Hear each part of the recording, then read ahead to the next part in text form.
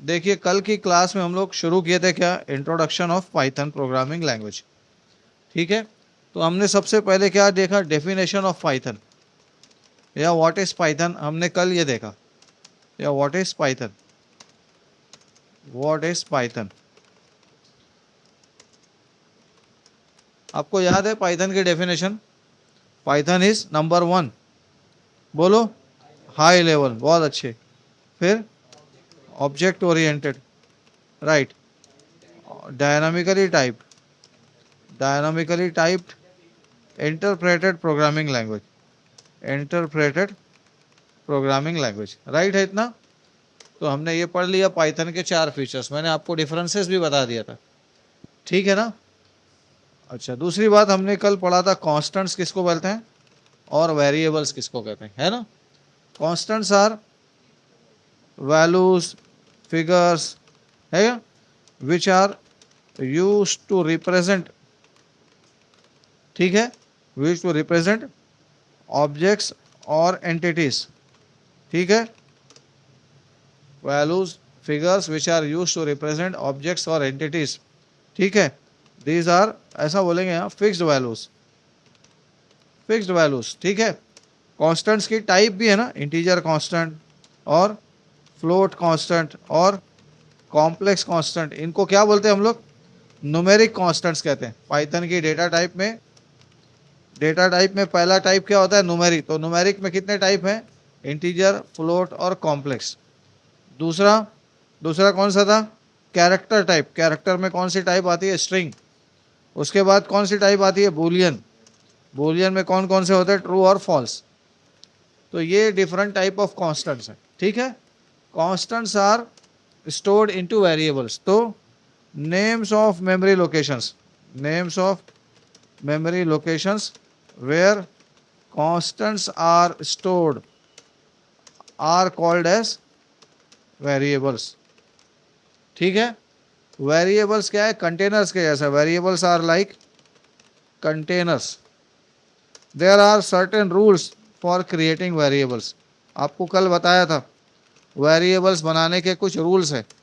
पहला रूल क्या है, वेरिएबल नेम में कंटेन, क्या क्या हो सकता है उसमें, अल्फ़ाबेट्स और नंबर्स एंड अंडरस्कोर्स, यही अलाउड है और कुछ अलाउड नहीं है। नंबर 2, शुड बिगिन विथ, हमेशा किससे स्टार्ट होना चाहिए, विथ एन अल्फ़ाबेट और underscore. Number 3, third, variables are unique, मतलब duplicate variable names should not be there, है ना। वेरिएबल नेम्स क्या होना चाहिए, यूनिक होना चाहिए। और कुछ है, मीनिंगफुल होना चाहिए वेरिएबल्स, क्या होना चाहिए, मीनिंगफुल। जैसे आपको स्टूडेंट का एज बनाना है तो आप इस तरह से स्टूडेंट एज नाम का वेरिएबल लिखिए, समझ आ रहा है। वेट लिखना है तो आप बताइए किस चीज़ का वेट कर रहे हैं आप, मैं क्या बोल रहा हूँ समझ रहा है आपको। सिर्फ वेट लिखने से बात समझ में नहीं आती, WGH क्या है, WIGHT, वेट अगर आप लिख रहे हैं आप, तो क्या लिखना पड़ेगा आपको, वेट के साथ लिखो वेट ऑफ प्रोडक्ट, समझ आ रहा है कि नहीं। तो डिस्क्रिप्टिव नेम होना चाहिए, मीनिंगफुल नेम होना चाहिए वेरिएबल्स का। ये कल कुछ रूल्स हम लोग देखे थे। और फर्स्ट प्रोग्राम पाइथन का कैसे लिखना उसको VS कोड में हमने लिख के देखा था, आपने अपना फोल्डर बनाया, उसमें फर्स्ट प्रोग्राम लिखा है। अब आज हम लोग समझेंगे क्या, input and output in Python, input and output in Python. Python में डेटा रीड एंड राइट कैसे करना, या रीड और प्रिंट कैसे करना, उसको क्या बोलते हैं, इनपुट एंड आउटपुट। अब इसके लिए इनपुट करने के लिए क्या यूज़ करते हैं, for reading data from the keyboard we use, क्या यूज़ करते हैं, इनपुट स्टेटमेंट। डेटा को कीबोर्ड से रीड करने के लिए क्या यूज़ करते हैं हम लोग, इनपुट स्टेटमेंट। अब ये इनपुट स्टेटमेंट क्या होता है, इनपुट स्टेटमेंट का यूज़ मैं आपको थोड़ा इस तरह की एक एग्जांपल से बताता हूँ। सपोज़ ये आपके कंप्यूटर की स्क्रीन है या आपका कंप्यूटर सिस्टम है, इसमें मैंने यहाँ पर रखा है कीबोर्ड, ये आपका कीबोर्ड है, ठीक है। अब आप क्या करते हो, पाइथन का कोड यूज करके कीबोर्ड से जो कुछ डेटा लिखा जाए उसको कंप्यूटर में रीड करना है। कीबोर्ड से आप किसी का नाम लिखते हो, जैसे आपने नाम लिख दिया नोमान, या आपने कीबोर्ड से लिख दिया नंबर 15, या आपने कीबोर्ड से लिख दिया 55.50, ठीक है। आप ऐसा कुछ भी लिख रहे हो कीबोर्ड से, तो आपको क्या करना है, इस डेटा को कंप्यूटर के अंदर स्टोर करना है। कीबोर्ड से लिखो और ये डेटा कहाँ चला जाए, कंप्यूटर में चला जाए, ठीक है। तो हम वैसा करना चाहते हैं, मैं इसको बता देता हूँ, दिस इज़ योर कीबोर्ड और दिस इज़ योर स्क्रीन, और ये डेटा डायरेक्ट तो स्क्रीन पे आएगा नहीं, किसके थ्रू आएगा, प्रोसेस होके आएगा, सिस्टम यूनिट के ज़रिए आएगा। अब आपने पाइथन में कोड लिखना है जिससे कीबोर्ड से डेटा रीड किया जाए, तो हमको लिखना पड़ेगा क्या, इनपुट स्टेटमेंट लिखना पड़ेगा पाइथन में। और इनपुट स्टेटमेंट के अंदर यहाँ क्या करते हैं, कुछ इंस्ट्रक्शन देते हैं। जैसे मैं क्या बोलता हूँ, enter name of the student, name of the student. आप ऐसा लिखोगे अगर, तो क्या होगा बेटा, आपके स्क्रीन के ऊपर, कंप्यूटर के स्क्रीन के ऊपर इनपुट स्टेटमेंट में जो आपने डबल कोट में लिखा हुआ है, ये ऐसा के ऐसा कहाँ दिखेगा, आपके स्क्रीन पे दिखेगा। यहाँ पे इनपुट में आपने जो कुछ यहाँ लिखा है, ऐसा के ऐसा कहाँ दिखेगा, आपके स्क्रीन पे दिखेगा। समझ आ रहा है आपको? ठीक है, चलो आपने इनपुट लिखा, ये दिखने लगा स्क्रीन पे। मैं आपको करके दिखाता हूँ। तो मैं क्या यूज़ करता हूँ, आईडीएलई मालूम है ना आपको, आईडीएलई ओपन करेंगे। आईडीएलई ओपन करने के बाद, कल आपको कुछ बताया था आईडीएलई को कॉन्फ़िगर करना। ऑप्शंस में जाके कहाँ जाना है, कॉन्फ़िगर आईडीएलई। पहले तो फॉन्ट साइज़ 20 कर लो आप, और कहाँ जाओ, हाइलाइट्स में जाके इसको कौन सा ले लोगे आप, डार्क वाला, और अप्लाई करके ओके कर दो। कोड यहाँ नहीं लिखना है बेटा, शेल में नहीं लिखना है, कहाँ जाना है, फाइल में जाकर न्यू फाइल में जाना है, ठीक है। और इधर जाके आप फाइल में सेव कर लो पहले ही कोड। कहाँ सेव करना बोला था मैं आपको, डी पार्टीशन में एक फ़ोल्डर बनाने के लिए कहा था आपको, बनाए थे फोल्डर, अपने नाम से फ़ोल्डर बनाना है। और इस प्रोग्राम का नाम लिखेंगे आप क्या, क्लास 1। और इस क्लास में हम क्या कर रहे हैं, इनपुट स्टेटमेंट का यूज़ करें, input output, class 1 input output, ऐसा लिखकर मैंने एंटर दे दिया। तो मैं कैसे लिखूँगा, इनपुट, और यहाँ क्या लिखूँगा, एंटर स्टूडेंट नेम, या name of the student, name of the student. ओ भाई साहब, समझा क्या यहाँ तक सबको?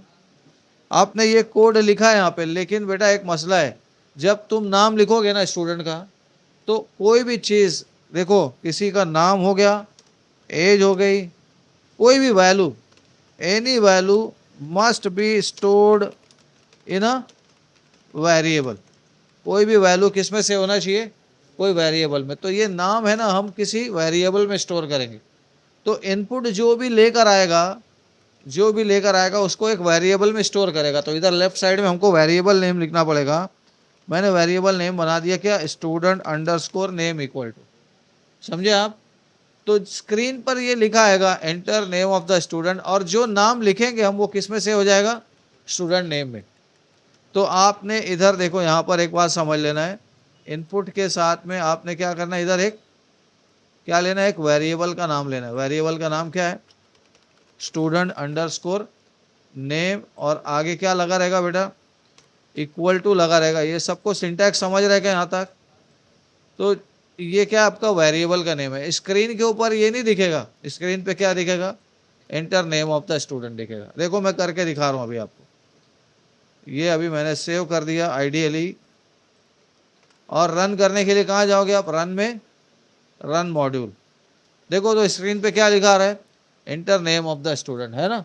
अब आपने नाम लिखा नोमान और एंटर दिया, तो नोमान कहाँ चला गया, नोमान इस वेरिएबल में चला गया, स्टूडेंट नेम नाम के वेरिएबल में।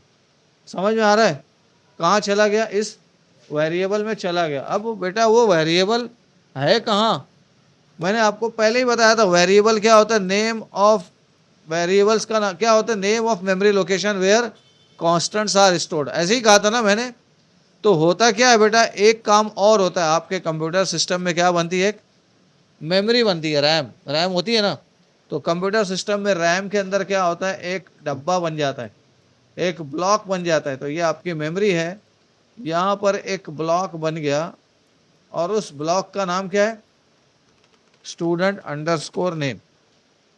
फिर आप जो भी नाम यहाँ लिखोगे इसके आगे, जैसे आपने नाम क्या लिखा, नोमान लिखा, तो जैसे ये नाम लिखोगे तो नाम यहाँ से उठ के किस में जाएगा, इस वेरिएबल में चला जाएगा जिसका नाम क्या है, वेरिएबल का नाम क्या है, स्टूडेंट नेम। तो वो इसके अंदर क्या आ जाएगा, नोमान यहाँ स्टोर हो जाएगा। समझ रहे मैं क्या बोल रहा हूँ।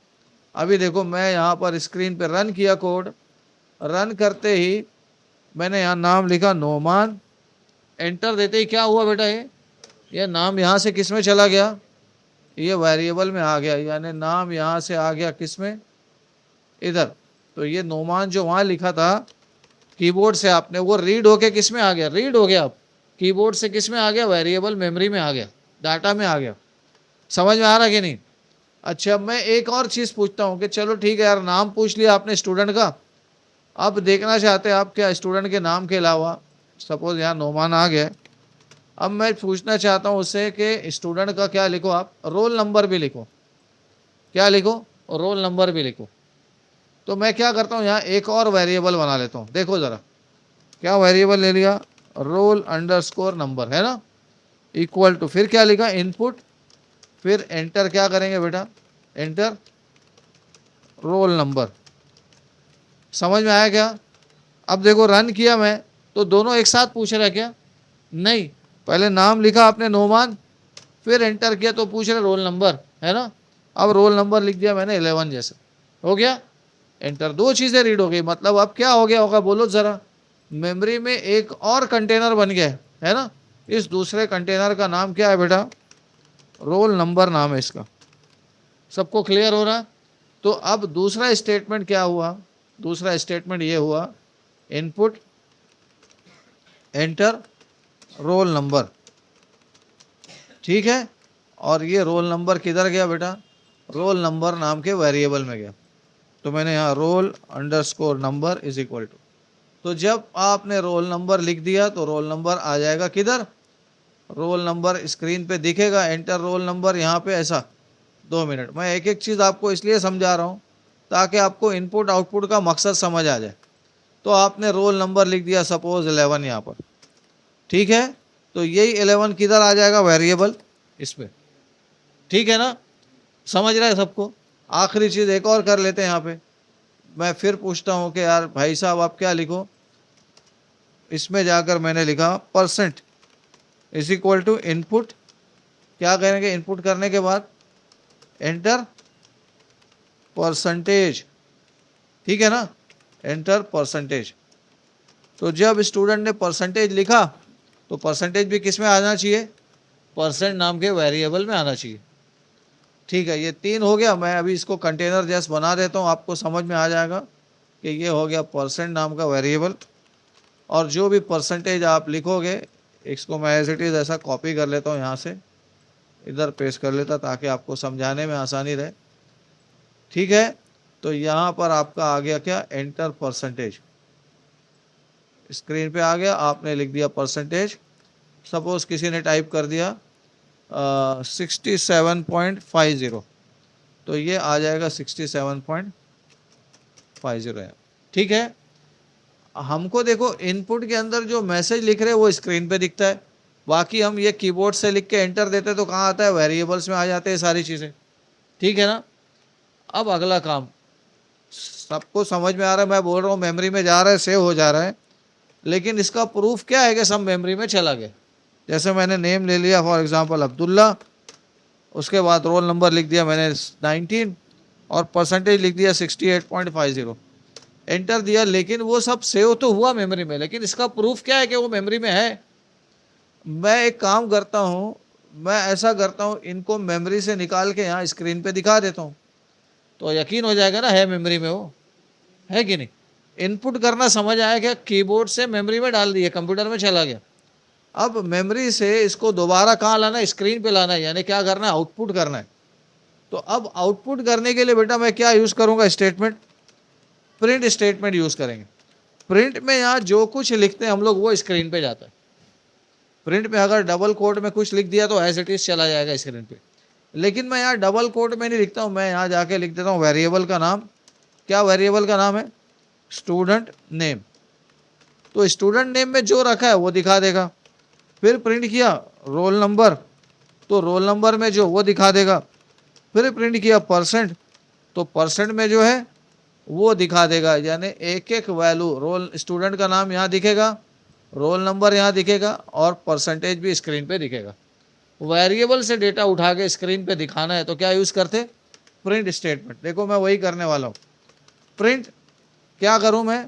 पहला स्टूडेंट नेम नाम का वेरिएबल, दूसरा रोल नंबर नाम का वेरिएबल और तीसरा परसेंट नाम का वेरिएबल। देखो तीनों को मैं एक साथ लिख दिया एक ही स्टेटमेंट में।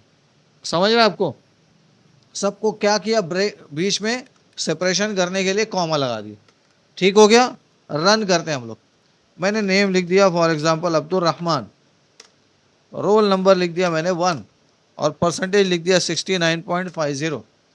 देखो तो दिखा आपको अब्दुल रहमान 1 69.50 दिख रहा है बराबर।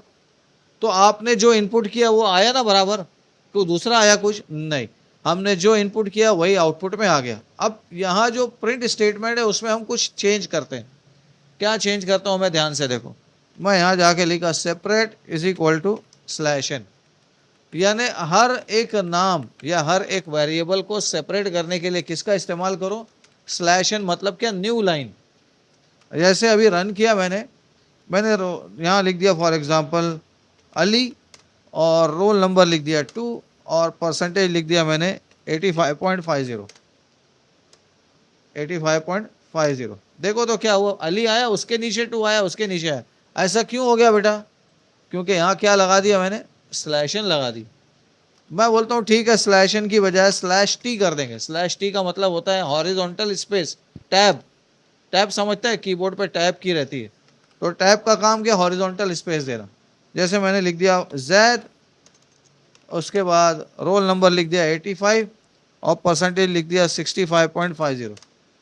देखो तो आया बराबर से। आपको क्लियर हो रहा क्या सबको? तो जो भी पैरामीटर हम यहाँ लिखना चाहें उन सबको सेपरेट करने के लिए यहाँ सेपरेट नाम का कीवर्ड यूज। ये समझा सबको? इनपुट आउटपुट कैसे करते हैं पाइथन में। अब आखिरी चीज़, जो भी मैंने यहाँ पर आउटपुट किया है उन सब की टाइप देखना चाहते हैं, डेटा टाइप होती ना, तो मैंने क्या किया? प्रिंट। ध्यान से देखो, टाइप ऑफ क्या लिखा मैंने? Student name. मैं ऐसा बोलता हूँ कि स्टूडेंट नेम की टाइप क्या है वो दिखा दो। क्या बोला मैंने? स्टूडेंट नेम की टाइप क्या है वो बता दो। चलो दिखा, मैंने लिखा अली 11 और लिखा मैंने 68.50। क्या टाइप बता रहे? देखो तो क्लास STR, मतलब स्टूडेंट नेम की टाइप क्या? स्ट्रिंग है। मैं आपको बताया था जब अल्फ़ाबेट्स बहुत सारे लिखते तो वो क्या बन जाता? स्ट्रिंग टाइप होता है। ये समझ में आ रहा है सबको? फिर एक और, दोनों की टाइप प्रिंट करेंगे आपको ये क्लियर हो जाएगा। अब दूसरी टाइप क्या है बेटा? रोल नंबर है ना? क्या है दूसरा? Roll number. और तीसरा क्या है? परसेंट है। आपने सेव किया, मैंने लिख दिया name of the student 7, roll number लिख दिया 18 और परसेंटेज लिख दिया 69.52। कुछ गड़बड़ हो गई? हाँ, मैंने जो गलती किया देखो यहाँ एरर दिखा दिया मुझको उसने, है कि नहीं? आप जब गलत नाम लिखेंगे तो ये क्या बोल रहा है? Roll number is not defined बोल रहे हो। क्यों नॉट डिफाइंड बोल रहा है बताइए? रोल और नंबर मैंने NO लिखा था, यहाँ थोड़ी नंबर पूरा लिखा था, तो क्या लिखा? NO। ठीक है ना? मैंने स्टूडेंट नेम लिखा 7, रोल नंबर लिखा 17, परसेंटेज लिखा 85.52। लेकिन तीनों की टाइप स्ट्रिंग दिखा रही है, तो ऐसा होना चाहिए क्या? ओ बेटा, 2 नंबर जो 17 है वो तो इंटीजर है ना, और जो 85.52 है वो क्या है? फ्लोट है। अब मैंने तो जो रीड किया सारा क्या हो गया? सब स्ट्रिंग हो गया। तो उसका मसला किसका है? ये प्रॉब्लम इनपुट स्टेटमेंट का। इनपुट सबको स्ट्रिंग समझ के रीड करता है, तो आपको क्या करना पड़ता है? कास्टिंग करना पड़ती है। कास्ट मतलब क्या? कन्वर्जन। तो रोल नंबर को कन्वर्ट करना, यहाँ इंटीजर में लिख देना पूरा। ये पूरा एक ब्रैकेट में क्या कर देंगे? इंटीजर में कन्वर्ट हो जाएगा। और ऐसे ये वाला इनपुट जो किए ये पूरा एक ब्रैकेट में किस में डाल देंगे? फ्लोट। समझ में आया? तो अब आपने जो रीड किया वो क्या हो गया, कन्वर्ट इंटीजर में, दूसरा किस में कन्वर्ट हो गया, फ्लोट में। अभी मैंने राइट किया यहाँ, देखो स्टूडेंट नेम लिखा मैंने, सपोज लिखा जैनब, उसके बाद रोल नंबर लिखा 15 और परसेंटेज लिखा 87.52। देखो है ना, पहले की टाइप स्ट्रिंग आ गई, दूसरे की टाइप इंटीजर हो गया, तीसरे की टाइप क्या हो गई, फ्लोट हो गई। तो हमने यहाँ कुछ चीज़ें समझ ली आज। क्या समझ ली, इनपुट करने के लिए किसका इस्तेमाल करते हैं, इनपुट स्टेटमेंट का। स्क्रीन पे कुछ दिखाने तो किसका इस्तेमाल करते हैं, प्रिंट स्टेटमेंट का। टाइप कन्वर्जन करने के लिए क्या यूज़ करते हैं, टाइप कास्टिंग का फंक्शन यूज़ करते हैं। इंटीजर में कन्वर्ट करना है तो जिसको इंटीजर में कन्वर्ट करना है उसको इंट फंक्शन में डाल दिए, जिसको फ्लोट में कन्वर्ट करना है उसको किस में डाल दिए, फ्लोट फंक्शन। समझा क्या आपको सबको, किसी कोई डाउट है क्या इसमें? ठीक है, आज आप ये इतना करके मुझको दिखाएंगे, सब सब लोग प्रोग्राम बनाएंगे, आईडीएलई में रन करेंगे, सेव करके दिखाएंगे, आपके फोल्डर में होना चाहिए। चलो स्टार्ट करो जल्दी से।